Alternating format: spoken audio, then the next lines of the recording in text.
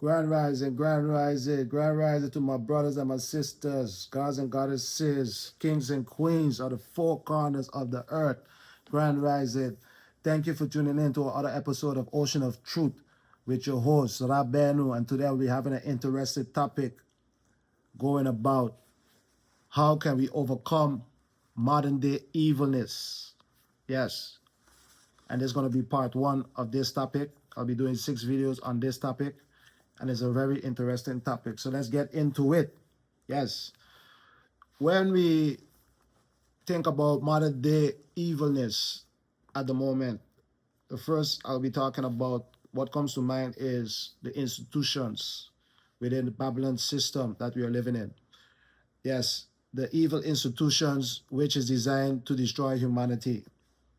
And in these institutions, so as like the school institutions, banking institutions, housing institutions, government institutions, and work institutions, we know that all these things is evil institutions because everything is designed to destroy humanity. Nothing is designed to benefit. Is nothing what it designed. They design is to benefit humanity. Humanity don't benefit from these things. All of it is evil institutions. So like the school institutions, you know, the school institutions where it based only about lies and everything what it taught us in schools, even up to now, is just based on lies. From everything to the holidays, to everything from people who they say invented things, people who they say discovered things, everything is lies. Yes, the schools in the Western world is evil institution and it's based on evilness. Yes. Just like the housing institutions in Europe, in America, we know that is sometimes very difficult for people to get housing because, yes, the way how they design these things back in slavery times, back in America, in different times, you know how they came and they looted and they looted and they plundered and they took enough of the Native Americans who was living there land and resources and everything. So we could see that the housing institutions, how they design it is to block black people, especially when they are seeking to get, or when they are like seeking to be homeowners and seeking to achieve this feat. So the housing institution in the Western world is evil because it is designed not in the favor of colored people. Yes. And like the only way we could overcome like the evil school institutions and the housings, evil institutions is whereas as a school, when we start to build our own schools as spiritual beings, as guardians of light, when we get up and unite and start to build our own schools for the younger generation to teach them truth and teach them Mahat, teach them the balance and teach them our African great achievements, our culture and our traditions. Yes. In housing institutions, evil institutions, we could also overcome that one by teaching the younger generation how to be homeowners at a very young age, how to work hard, save their money, and at a young age to achieve this great feat, rather at an older age, whereas it could be more difficult. So, yes, as spiritual beings, as guardians of light, as people who I could say, we can't even say like role models, but we know we are examples. And the younger generation is watching up to us. We need to know that we could overcome these things by making the initiative of building our own schools and also teaching the younger generation how to be homeowners at a very young age. The work institutions, we know the work institutions, evil institutions, because the only thing they base on is to enslave humanity till you pass on. Enslave you, take your energy, abuse you, use you for their riches, for their glory, and then you is nothing. You die off. And they take all your energy and all your money and everything. Yes, that's the evil work institutions. Yes. In the Babylon system in the Western world. Working is good, but you need to work for yourself. Working is good, but you need to work with a plan. Not working like a mumu, thinking that I'm going to work years for a boss, slave up myself, and then at the end of it, he going to give me a handout. Please, people, let's work with a plan. Come home every day, work on your plan, and we can overcome this evilness by starting to create your own business. So every day when you come home, from today, those who watching this, you'll be probably working a 9 to 5. When you come home, start from today to work on your plan. That you know over a year, year and a half, 6 months, 3 months, you're going to start your own business. Yes, people, because their work institutions is evil. Yes. So we're moving on. The government institutions.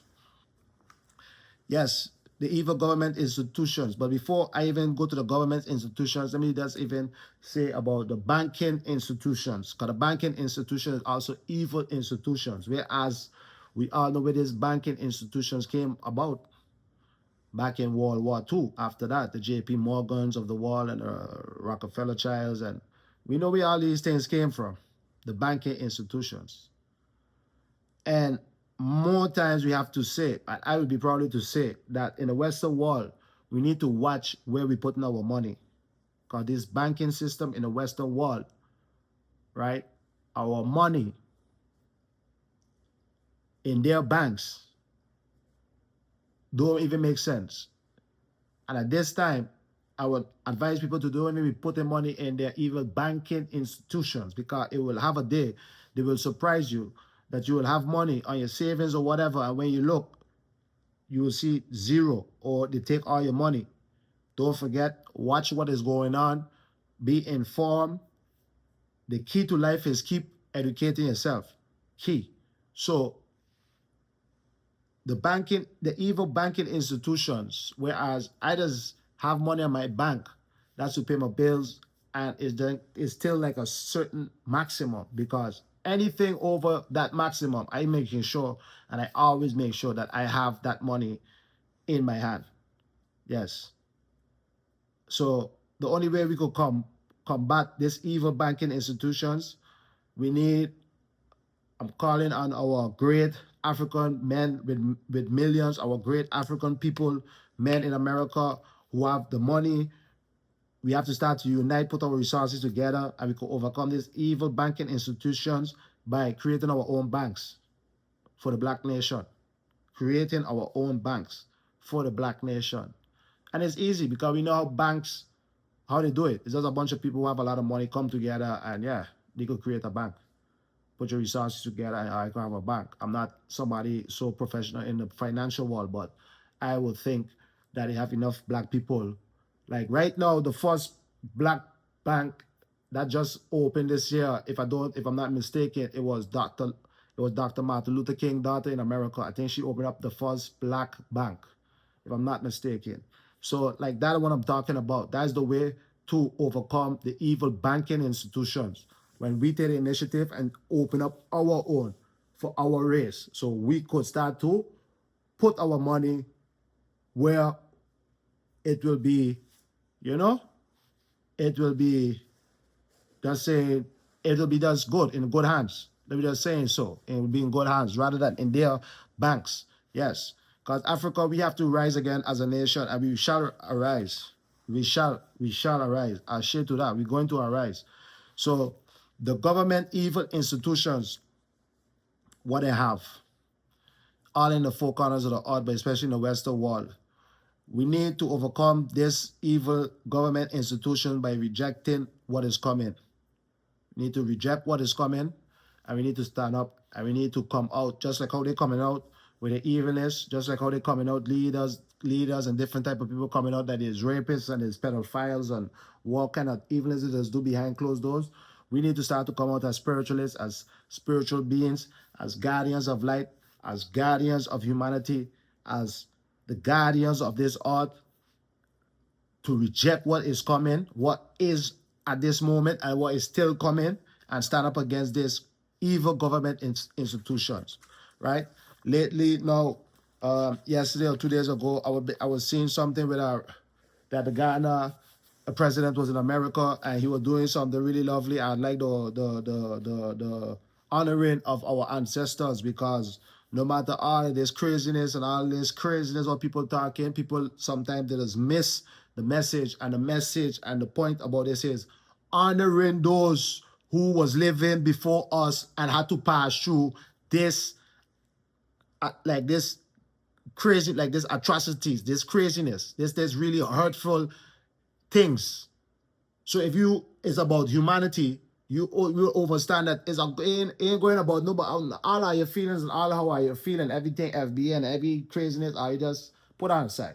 It's going about honoring the past, honoring those who came before us and whose blood was shed. But the blood ain't shed in vain. And also what it did, and it never got paid for. A lot of their work and labor never got paid for. So the repatriations, or the, you know, what the president of Ghana is trying to ask for, I could understand, is not even for us. It's for our ancestors who did many things and had many great achievements, and they never got recognized for the recognition for, or they never got paid for it. Yes. And just like how you see that they had a kind of voting, and you know the voting came out 123, and 3 ones who say they voted against. I wasn't surprised about those 3, Argentina only, but the 2 others not. And the 52 or 3, the 53 other ones or 52 other ones, Europe, which abstain. I wasn't even surprised about it too. But I just wanted to, before I even finish this video, I just wanted to highlight something from 19 years ago, from one of our great African leaders also, Haile Selassie of Ethiopia. On June the 30th, 1936, that's 90 years ago, he delivered a historic prophetic address to the League of Nations in Geneva, in Europe, Switzerland. Yeah, that was in 1936, June the 30th. One of our great leaders of Ethiopia. And he was appealing for assistance against Italian aggression. He warned that international morality was at stake, famously stating, "It is us today, it will be you tomorrow," while condemning the use of chemical weapons. Yes, you know, our great leader Haile Selassie of Ethiopia made this address. He came in person. He had appeared in person, appealing for justice, not through no screen, not through no TV, nothing. He appeared in person to address the League of Nations, to demand the assistance promised to his nations after Mussolini's fascist forces invade Ethiopia in 1935. Yes, he came and he was appealing for justice 90 years ago in that same League of Nations where they was voting 3 days ago in New York. He also gave a prophetic warning to the wall, I mean the Western Wall. He highlighted the destruction of his people and warned that small states' abandonment will lead to the destruction of collective security, setting a dangerous precedent. That's what he said 90 years ago in the League of Nations. He highlighted the destruction of his people and warned that small states' abandonment will lead to the destruction of collective security, setting a dangerous precedent. He also gave a quote, which is a famously quote. He famously warned delegates who was there, "God and history will remember your judgment. It is us today, it will be you tomorrow." He even denounced the aggression. He denounced the Italian army use of poison gas, which was mustard gas, on civilian population. That was on June the 30th, 1936. He gave this historic prophetic address to the League of Nations. The result of this speech was, despite his powerful speech, the League of Nations failed to take significant action against Italy, highlighting the institution's weakness just before World War II. And this was on June the 30th, 1936. Highlighting the institution's weakness just before World War II. Is nothing new under the sun. 1936, the institutions of this world was already evil. Yes, they say weakness. No, he was highlighting the evil institutions just before World War II. The speech is recognized as a defining moment of the 20th century diplomacy. My people, we need to wake up and we need to put all the bickering aside. We need to put all the childish things aside. We need to see the bigger picture about this.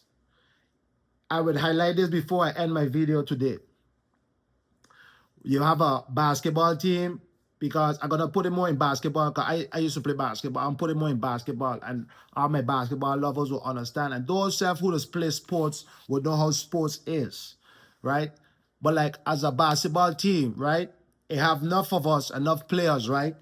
You know, probably you'll be like young and you'll be really good. You'll be the star player and you'll have that position, starting five, and you'll have that role. But as you go about your career, you'll get probably older, which means you will get older and you will get probably slower. You will be not like how you're young and fit and energetic. That will start to decline. Whereas you can't be a starting five or be still playing that role you was playing. You need to play a other role. But the strategy in basketball is everybody have to know the role that they play and have to accept the role. Everybody have to collectively accept their role wholeheartedly, because they know, hey, all of us is doing this for this one cause: to win a championship, to be the best of the world. So I'm going to use that as a great example. And this is a plea to all my brothers and sisters, kings and queens, God and goddesses of the four corners of the earth, today on this Friday. Don't forget, we are the originals. Nuclear bomb bust, we're not going nowhere. The evilness of modern day times, we need to overcome it collectively. Unity is strength. Let's put aside all of the childish behavior. Let's put all of our differences on the side. Let's put all of the different opinions on the side, and let me see the bigger picture, that it have every nation have a nation, right? China, India, the Arab world, Europe. The bigger picture is that all we fighting for is our nation. Don't you want a black nation?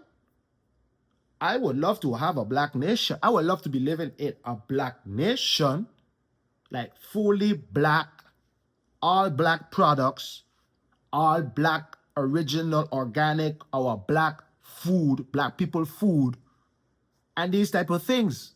Black banking, black school institutions, housing institutions, all these type of things. Wouldn't you want something like this? I could vision this. Wouldn't you right now leave where you living in the world right now and relocate to a place like this? If you're a black person, they have a place on earth where it's black institutions, black banking institutions, black housing institutions, black workplaces, black governance. Everything is the black nation, just like India, China, Europe, Canada, South America, and all these places. That's the bigger picture here. That's what we're trying to achieve, right? We can't be living like this no longer. You see who addressing this about slavery? The three of them.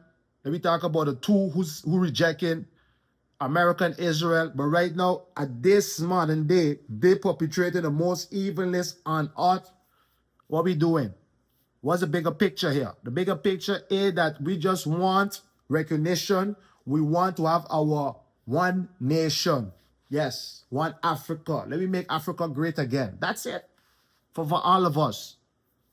So my people, I ain't gonna stay so long. This is part 1 on how we can overcome modern day evilness.